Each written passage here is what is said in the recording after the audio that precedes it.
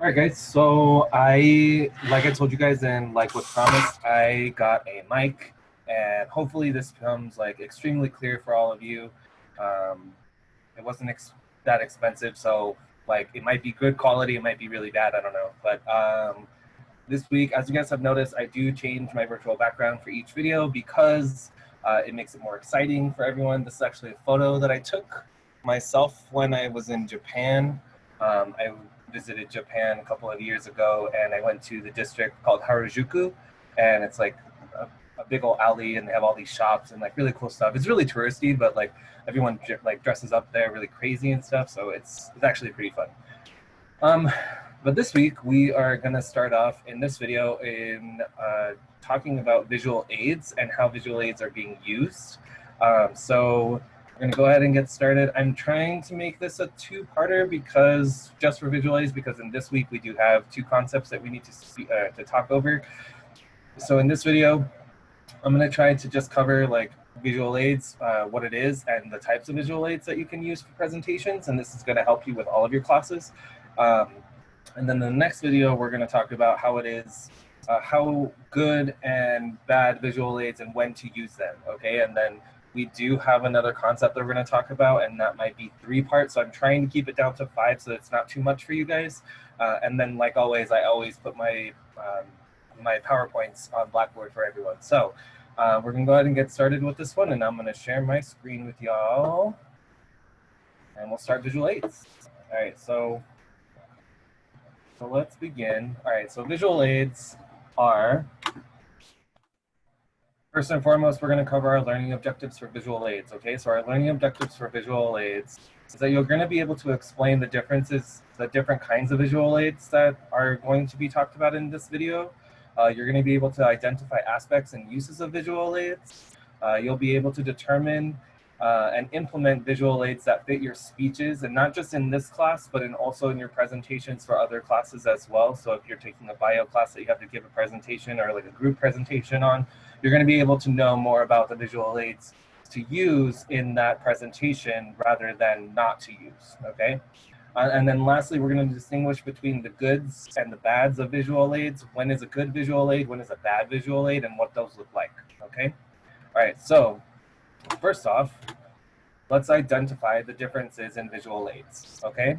And so since everything is virtual right now, and like it's going to be virtual for the foreseeable future, visual aids are actually going to be your best friend. Like every time that you use a visual aid in your presentation, it's going to like show how much more emphasis and more thought you've actually put into your presentation, and it's going to explain a little bit more. And I'm going to give you the definition of visual aids right now, okay? It is and it's also important to understand the differences in visual aids. Like this, we have a GIF right here, and it's just kind of like explaining like something that might not be extremely pertinent, but it's eye-catching, right? So it shows how like we're able to implement visual aids within our own presentations, including my own. And you guys know I like GIFs. I like to do funny GIFs. Even if it doesn't make any sense, it's still hilarious. So I like to use that in my presentations. Okay, so what is the definition of visual aids? So your book doesn't actually define visual aids, but I got this one off of Google, and Google usually goes off of Merriam Dictionary. So Google defines visual aids as an item of illustrative matter, such as a film, slide, or model designed to supplement written or spoken information so that it can be understood more easily. Okay, and so what does that mean, right? What does that mean? So we're going to go into the different types of visual aids, and we're going to discuss how it can be understood more easily, right, with each different type of visual aid that we use. And so if you guys know The Simpsons, here's Lisa complaining about visual aids. I think it's just really funny. Okay, so what are the different types of visual aids? All right, so first off, we're going to be discussing photographs and illustrations, and we're going to go into detail with each one of these components. We're going to discuss graphs, we're going to discuss charts, and we're going to discuss videos. Okay, and we're going to give examples of each one as we go along. So firstly, let's discuss photographs and illustrations. So when using a photograph or an illustration, right, you might use these for your cultural artifact speech. You might even use them for your informative speech, your persuasive speech, or even your narrative speech, right? Whatever speech that you decide to use it for. Photographs and illustrations are actually really, really cool because it shows originality, and it shows like that you're able to compose something that is your own and show that and bring it to light. However, the only issue with photographs and illustrations is that, like, in this photo, you can see that there are Polaroids, right? Well, Polaroids are generally really small, right? They're about this size, about maybe like a little bit larger than a baseball. We can't see that, right? We're not going to be able to see all the detail and all of that. So when you're using photographs and illustrations, make sure that you're able to translate that into a larger format. Because when you translate it into a larger format, then we can see the details. Then we can see everything that's going on within the photograph or the illustration, okay? And so, like I said before, having the original is always really, really great, but it is problematic when it is too small, and it will distract from your speech. So if we can't see it, if we can't clearly see what you're talking about, we're going to be more focused on trying to figure out what the hell is inside that photo, or what is that in that drawing, that it's going to take away from you speaking to us directly. So if you are going to use a photo or illustration or a drawing or whatever, just make sure you try to scan it and like enlarge the size. And if you guys have issues with that, let me know. I have Photoshop. You guys all have Photoshop, by the way. That's all free for us right now. So if you need some help downloading that, let me know and we can go through that process, okay? All right, so nextly, we have graphs, right? And so graphs is actually defined in your book. Photographs wasn't, and illustrations wasn't, but graphs is. So graphs is defined in your book as a visual aid used to show statistical trends and patterns, okay? So statistical trends and patterns are typically when you're giving like ratios or numbers or percentages, or like if you're talking about a certain population in like an informative speech or your persuasive speech, we're going to want to see like some type of visual aid here, right? And so in these GIFs, you can see like there's a trend, right? It shows trends. So like in the bar graph here, it goes up and down. It goes from lower to higher. In the line graph, we can see a trend of it like, well, during this time it went up, but then it went down, and then it's up again, and then now it's down. So those are called trends, right? And graphs are really, really good with using that. I do a lot of statistical data analysis myself. So I prefer line graphs. I want to see where it's going, like how the trend looks and all of that. So that's just my personal preference.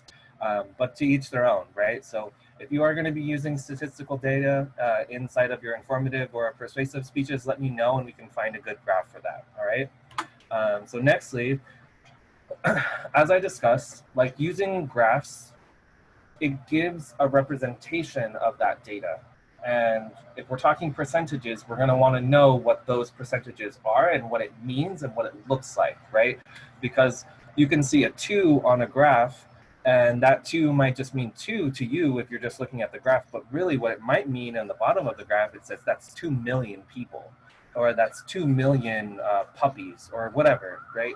So it is very, very important that when we use graphs that we're actually giving quite a bit of detail and analysis to that graph, as sometimes graphs can be misleading. You know, statistical analysis is only as good as those who explain it the best. So keep that in mind when you're doing your informative and persuasive speeches, all right? So nextly, we're gonna move on to charts.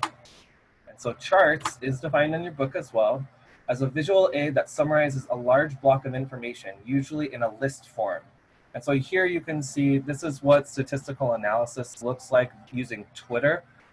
It's just kind of a joke, like it's not really accurate, but it does show that, like, okay, so if we're going to be giving quite a bit of data, let's give quite a bit of data on like a large scale, and then we can go to a smaller scale and then a smaller scale. So you can see here it says the United States, Canada, the United Kingdom, and then it breaks it down underneath by the top states like California, Texas, Virginia, and then it goes even smaller and it goes into the cities, right? And so as we filled out the questionnaire for the audience analysis, right, I did something that was much larger, right? I asked you guys like who is male, who is female, who is like gender, like identifies as man, woman, non-binary, transgender, sexual orientation. I asked you for religion. So So I was getting like the larger picture of who you were, and then I was breaking it down in smaller and smaller and smaller until we ended out with video games. Like, do you play video games? Yes or no, right?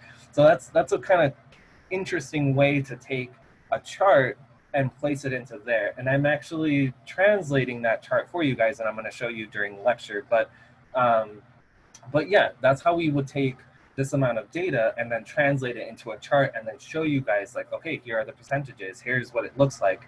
And then charts can actually be translated into graphs.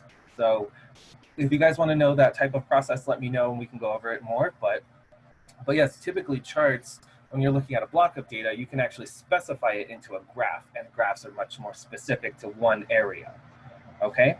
And so lastly, we're going to be talking about video. All right, so videos are really good for presentations, and I actually really enjoy videos in speeches and presentations. However, and this is a big however, okay? Make sure your video is no longer than 1 minute. Anything longer than a minute, then we're basically just watching a screening of this video, and it's not really going to contribute to your presentation, because anything longer than a minute, we're going to lose exactly what you said before and where you're at now and like how you're going to go forward, and all of that is lost, okay? So, and I actually have had this issue in the past when I presented at conferences.